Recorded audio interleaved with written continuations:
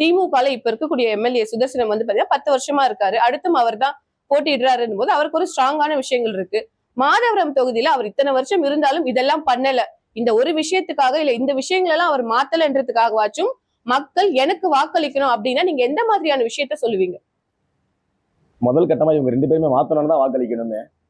என்னன்னு பாத்தீங்கன்னா 2 பேருமே தொடர்ந்து இருந்திருக்காங்களே தவிர அடிப்படை வசதி கூட எனக்கு செஞ்சு தரவே இல்லை. நீங்க வந்து வரும்போதே பார்த்துருப்பீங்க. எங்கேயுமே பாத்தீங்கன்னா சாலை வசதியே இல்லை. இது பாத்தீங்கன்னா சென்னைக்கு பக்கத்துல இருக்கு. இன்னைக்கு வந்து சிஎம்டி அப்ரூவ்டு ஏரியாஸ் நிறைய இருக்கு. மெட்ரோ இருக்கு. அது இல்லாம பாத்தீங்கன்னா வெட்டினரி இருக்கு. இந்த மாதிரி நிறைய விஷயங்கள் இருக்கு. இந்த சித்தா காலேஜ் வரப்போகுதுன்னு சொல்றாங்க. இப்படி நிறைய விஷயங்கள் இருக்கும்போது இது எல்லாமே கனெக்ட் பண்றதுக்கான ஃபெசிலிட்டி என்னன்னா ரோட் ஃபெசிலிட்டி தான். இந்த ரோட் ஃபெசிலிட்டி எல்லாமே மக்கள் எப்படி யூஸ் பண்ணுவாங்க? பக்கத்துல மாதாவரம் நகராட்சி ஆஃபீஸ் இருக்கு. மாதாவரம் நகராட்சி ஆஃபீஸ் பாத்தீங்கன்னா பஸ் ஸ்டாண்ட்ல இருந்து கிட்டத்தட்ட 2 கிலோமீட்டர். ஒரு வாட்டி நகராட்சி ஆஃபீஸ்க்கு ஒரு சாமானிய மனுஷன் போனோம் அப்படின்னா பஸ் ஸ்டாண்ட்ல இருந்து இறங்கி அங்கிருந்து ஒரு 50 கொடுத்து ஆட்டோக்குள்ள போய் தான் போயிட்டு வரும். இவன் இந்த அளவுக்கு தான் அந்த நிலைமை இருக்கு. ஒரே ஒரு ஆஃபீஸ் தான். இன்னும் அதுக்கே நம்ம சரியா ரோடு போடணும் போது மற்ற ஏரியால எப்படி வச்சிருப்பாங்க நீங்க யோசிச்சு பாருங்க.